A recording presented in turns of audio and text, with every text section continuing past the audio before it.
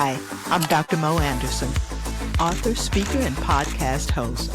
In this spot, real talk meets real growth. Each week, I sit down with experts, creators, and change makers for conversation and sometimes make you laugh out loud. If you're ready to grow up, glow up, and go further, hit subscribe and let's move. Hey everybody, welcome to Perpetual Motion with Dr. Mo Anderson, where movement meets meaning. Today we're dancing across continents and disciplines with Linda D Sutton, a public health graduate turned world dance expert, and I do mean global, and relationship coach.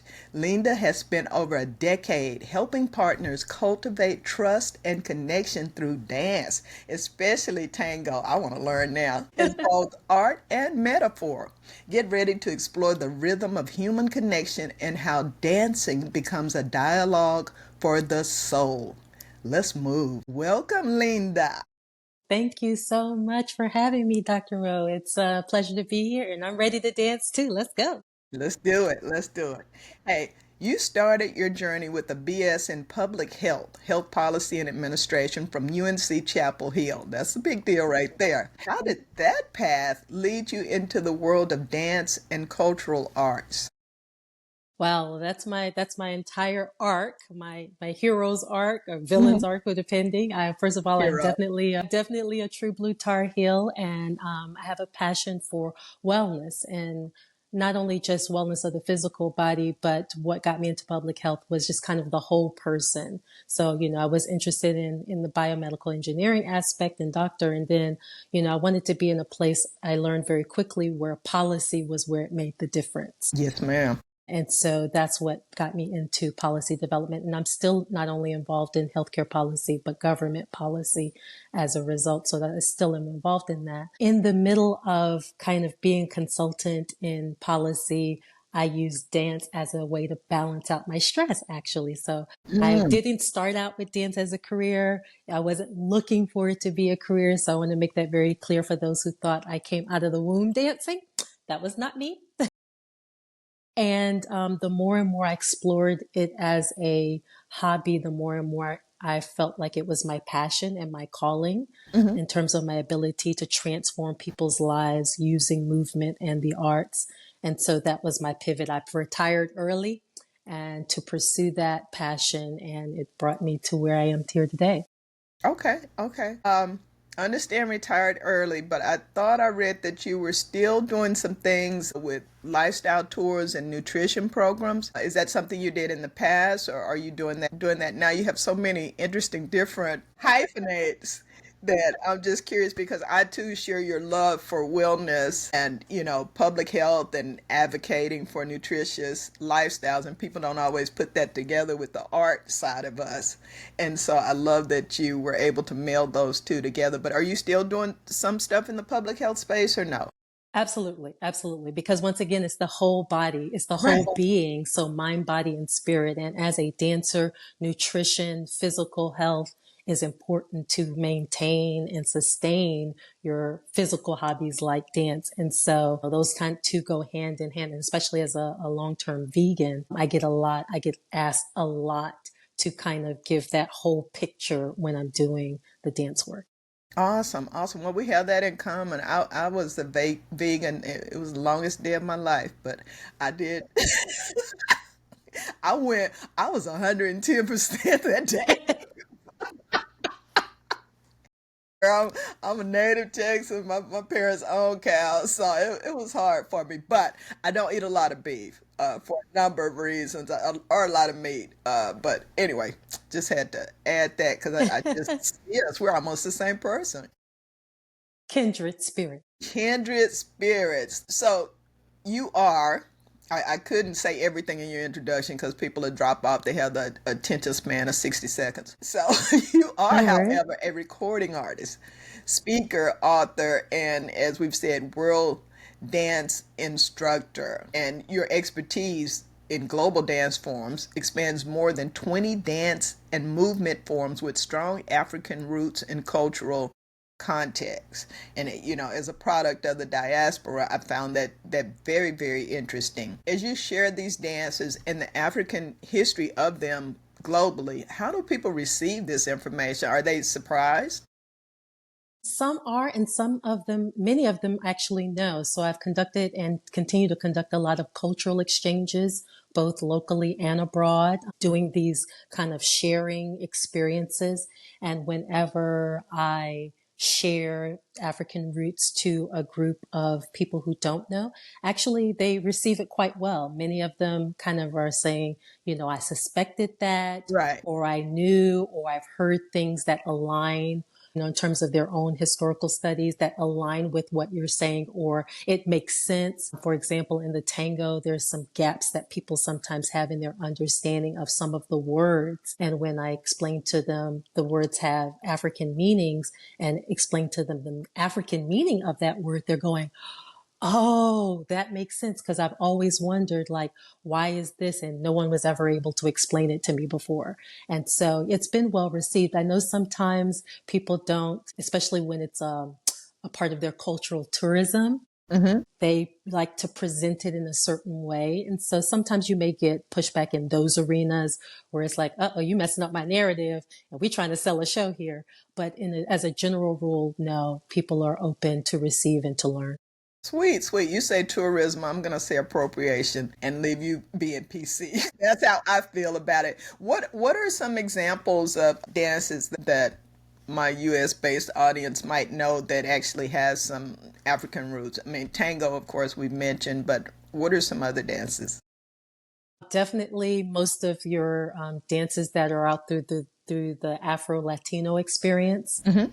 So, we're talking about tango, but many of the Latin dance forms throughout Like South salsa America. or Yes, absolutely. okay. Salsa, tango. So, your merengue, bachata, they all have roots in African dance and culture because of the diaspora and the slave trade or the trades that occurred even prior to that. So, you have that South Central and the Americas. So pretty much the entire Americas has their roots, most of their dances have their roots or connections in African culture. There are some East Asian dance forms. You have some dance forms in India that you would some people would be surprised, but once again, proximity as it results to the Indian Ocean should say, oh, well, that makes sense because you have Exactly. East With the Africa trade. and India. They're right there. It makes sense that there would be cultural connections there.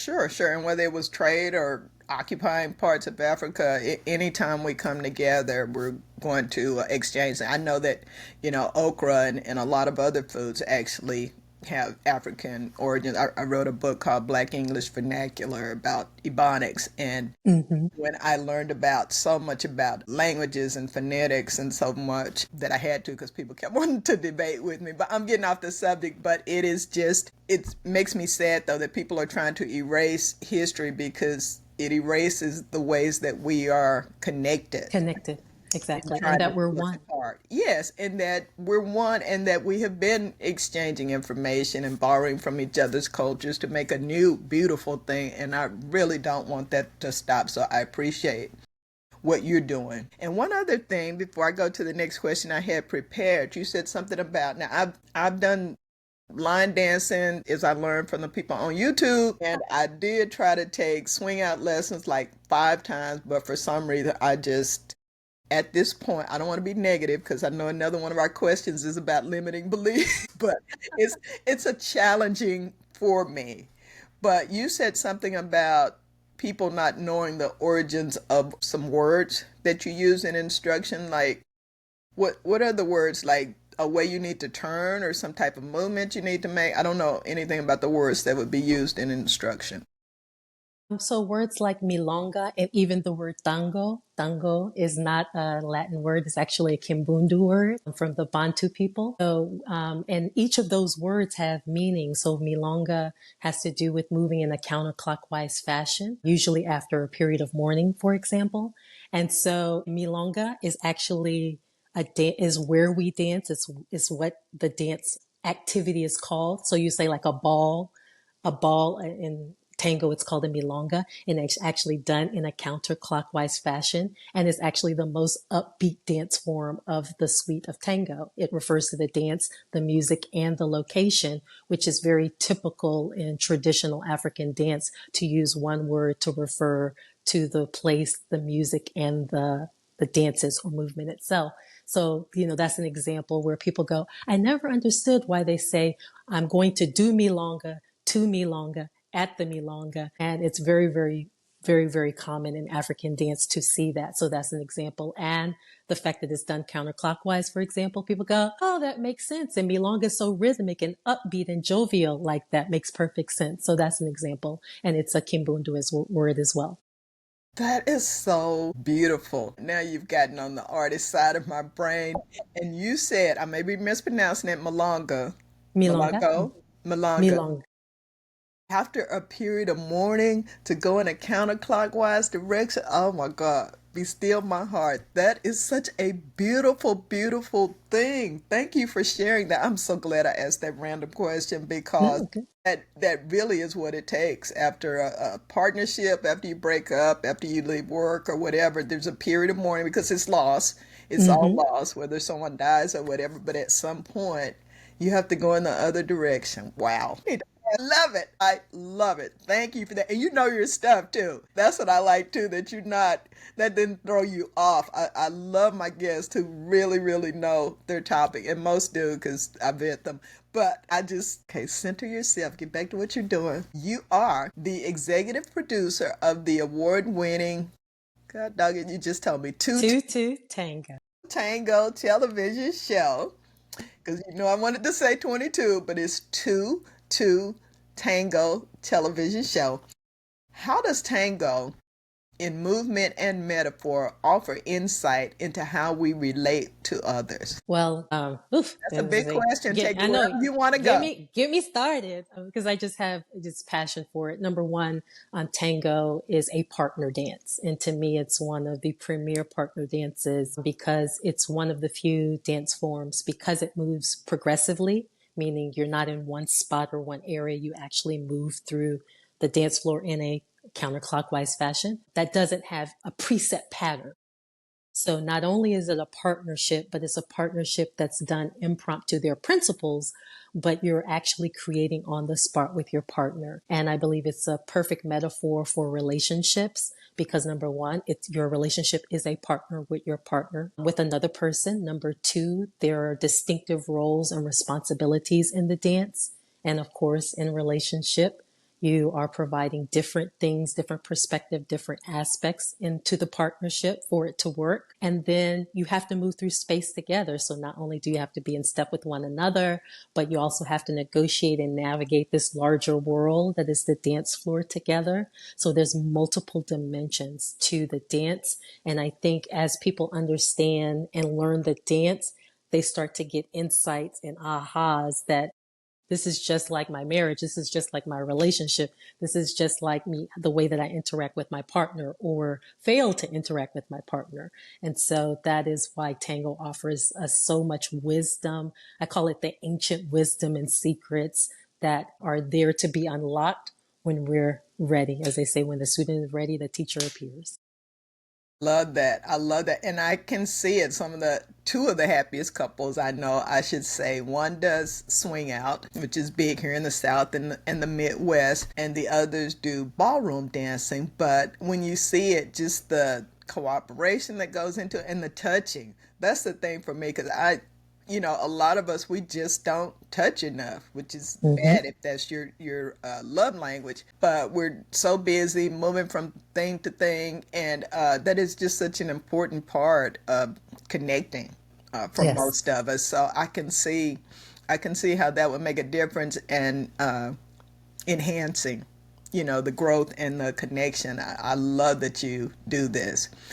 Within that, tango.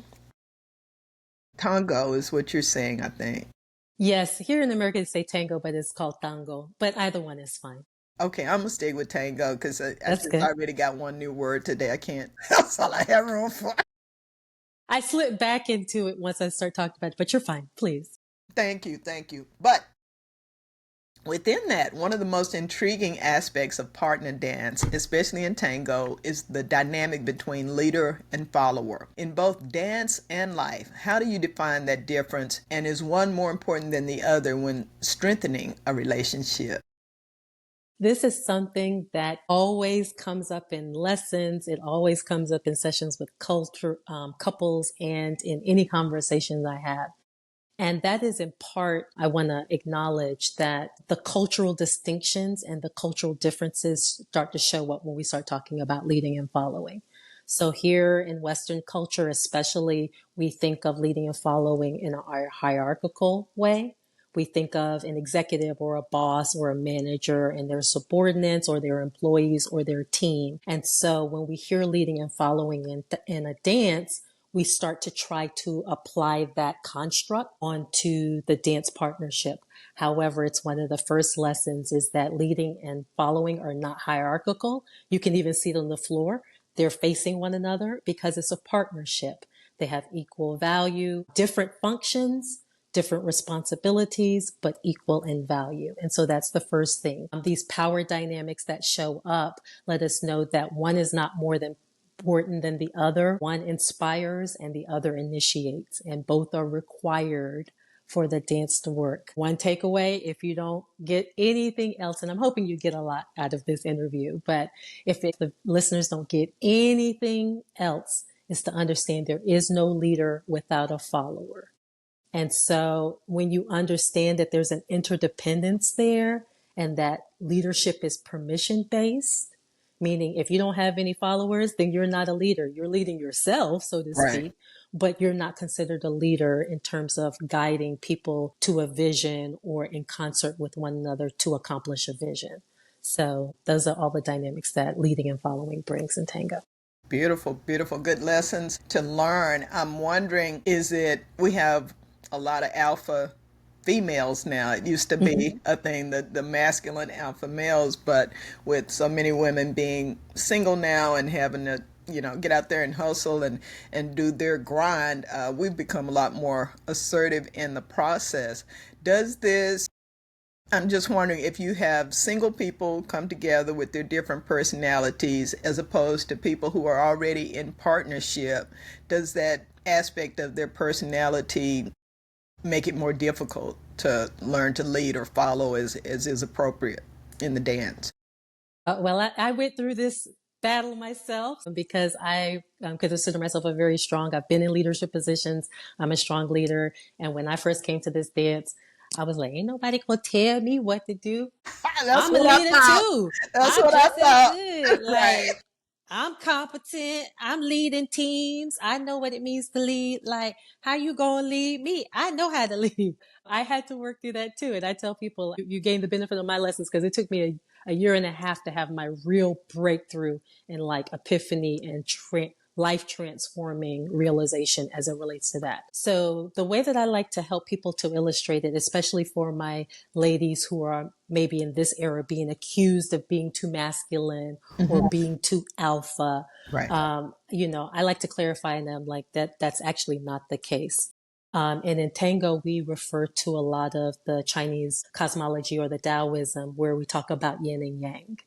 And a lot of people like to talk about the yin, which is feminine, and the yang, which is masculine. But everybody seems to forget there's a great big dot in the masculine and there's a great big dot in the feminine. So you have these two dots, and these two dots represent that within feminine, there is a masculine essence, and within masculine, there is a feminine essence, and that is the balance. So you not only have the two sides, but you have the two dots within.